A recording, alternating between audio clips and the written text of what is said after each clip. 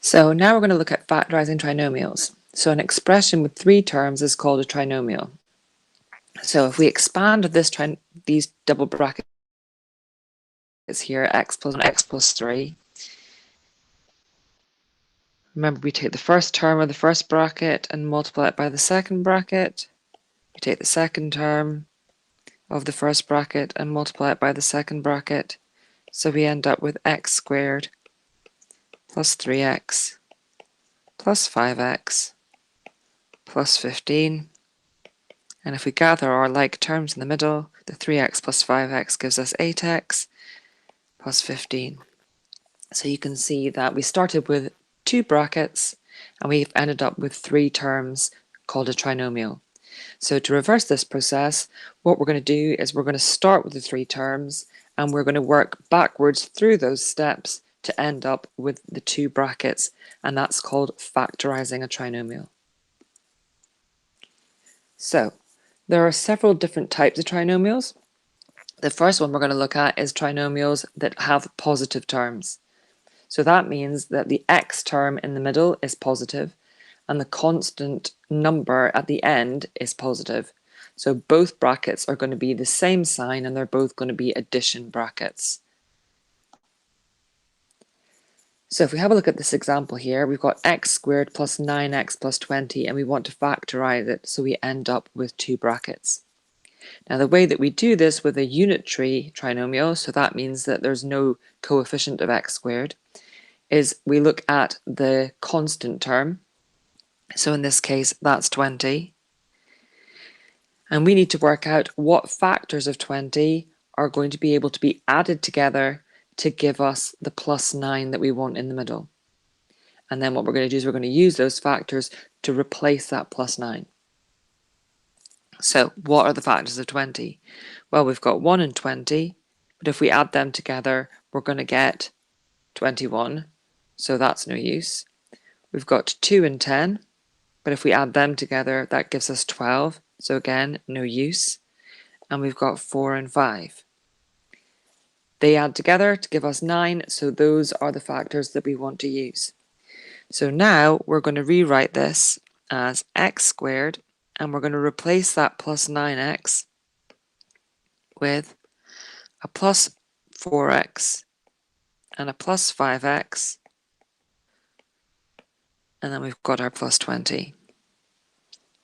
So the next thing that we're going to do is we're going to factorize the first two terms, so the x squared plus the 4x, and we're going to factorize the second two terms, remembering that the sign goes with the term.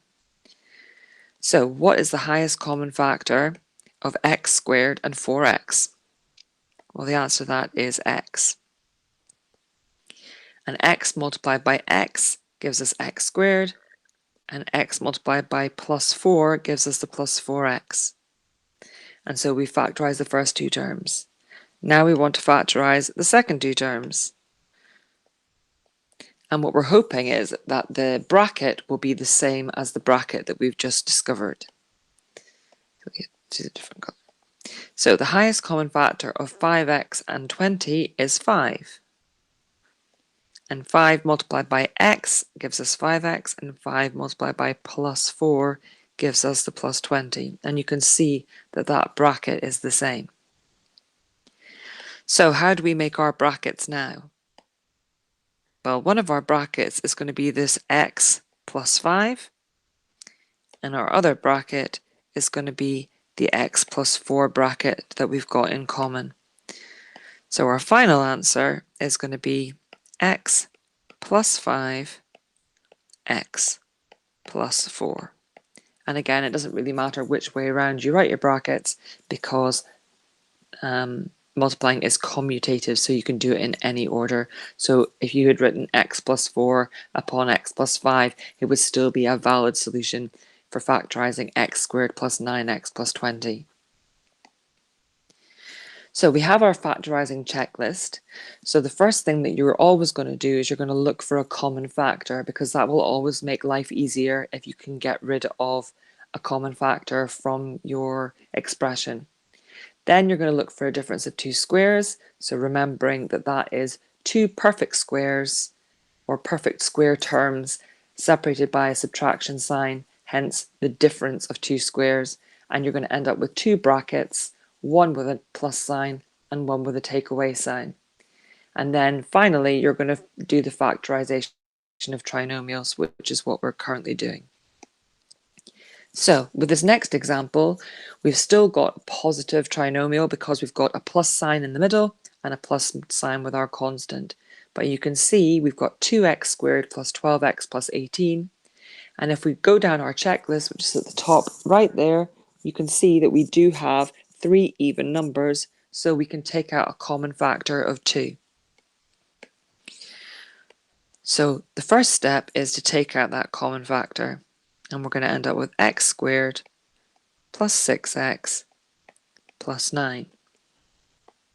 Now we can't forget about that too, so we're going to bring that down, and now we need to work out how we're going to rewrite that x squared plus 6x plus 9. So we're looking at the constant term at the end, because this is now a unitary trinomial, and we're looking for factors of 9 that are going to make 6 when we add them together. So we've got 1 and 9, that gives us 10, so that's not going to work. And we've got 3 and 3, and that gives us our 6x. So we're going to rewrite this as x squared, and then we're going to replace that 6x with a plus 3x and a plus 3x, and then we've got our plus 9. We're going to bring that 2 down, and now we're factorizing the first two terms, and we're factorizing the second two terms. So we're going to end up with x as our highest common factor of x squared and 3x upon x plus 3, and our highest factor of 3x and 9 is 3, and that's going to be upon 3x plus 3. So we'll bring our 2 down. Now, how do we make our first bracket? We're making our first bracket using that x and the plus 3.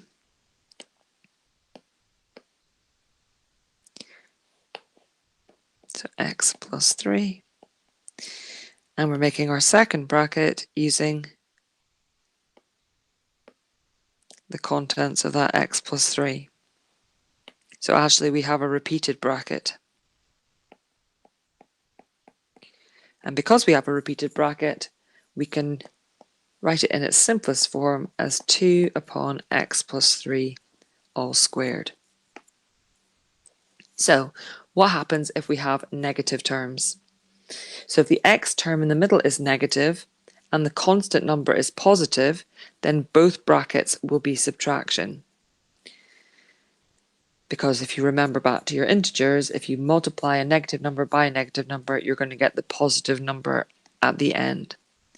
So let's have a look at this one, factorizing x squared minus 7x plus 12. So we're going to look at the last number, the constant term, 12, and we're going to work out what factors of 12, when they're both negative, are going to be able to be added together to give us negative 7. So if we use negative 1 and negative 12, that gives us negative 13, so that's not going to work. If we use negative 2 and negative 6, that's going to give us negative 8, so again, it's not what we're looking for. If we use negative 3 and negative 4, however, that gives us our negative 7.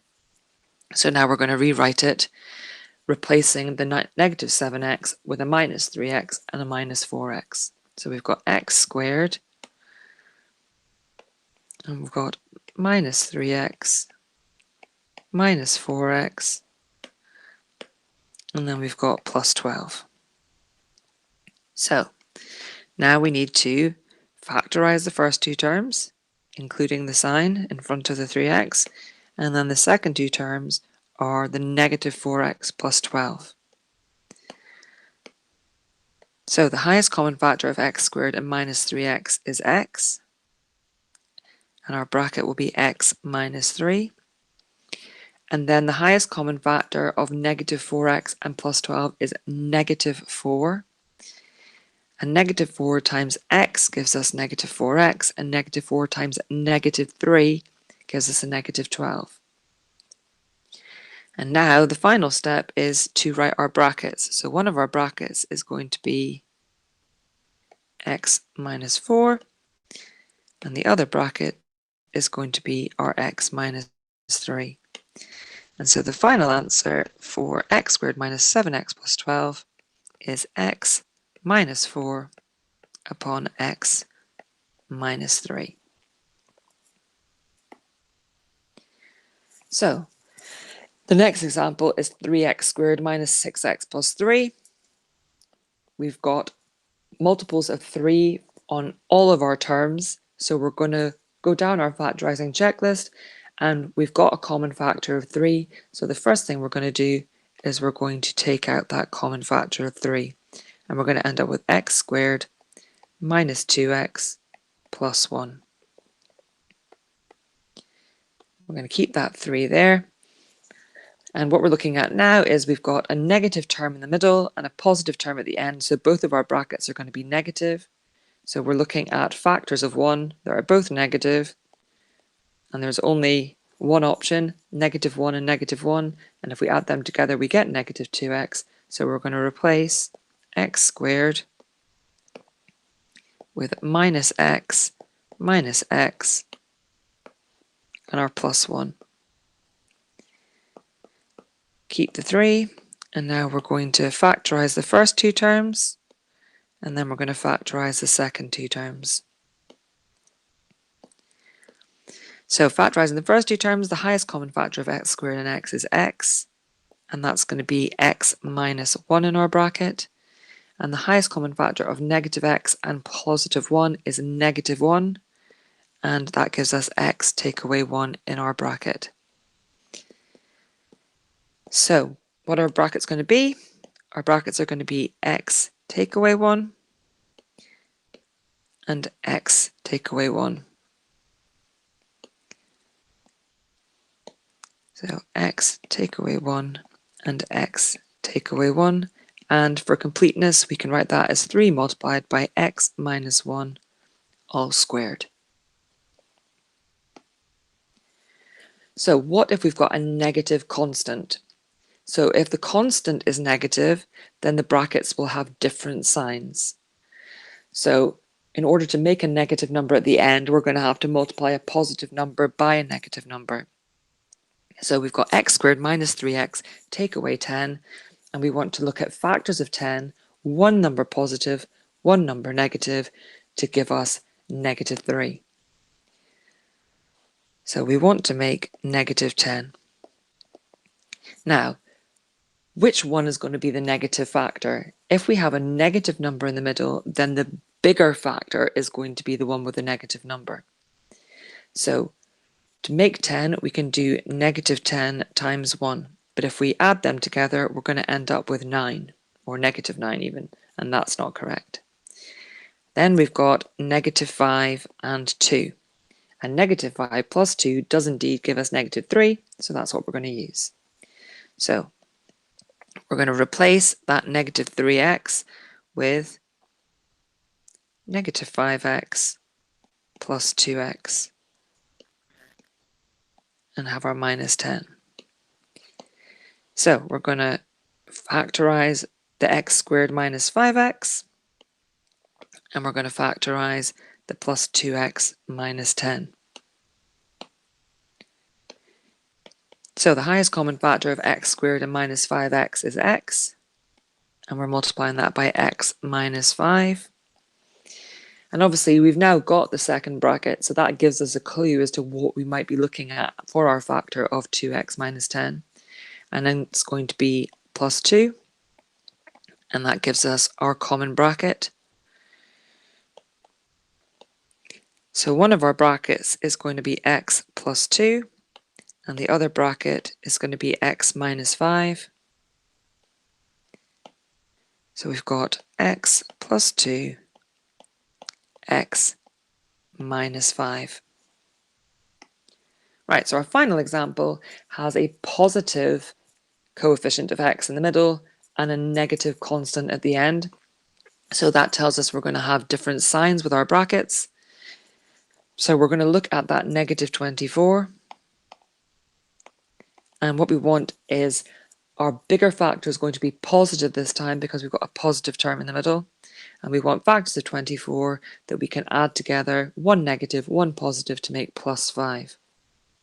So 24 take away 1 gives us 23, so that's not going to work. Then we've got 12 take away 2, that gives us 10. Again, that's not going to work. We've got 8 times negative 3, and that does give us the plus 5, so we don't need to go and look at 6 and negative 4 because we've already found what we need. So we're going to replace that with x squared, and we're going to put plus 8x minus 3x,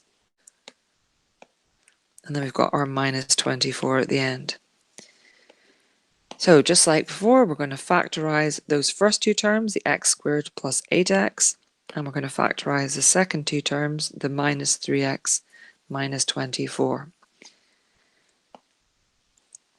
So the highest common factor of x squared plus 8x is x, and we're going to have x plus 8.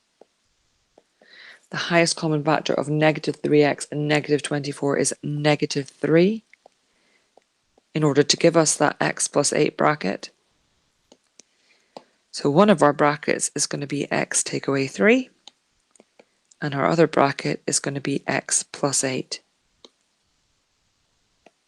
So our final answer is going to be x take away 3 upon x plus 8. And that's all there is to it.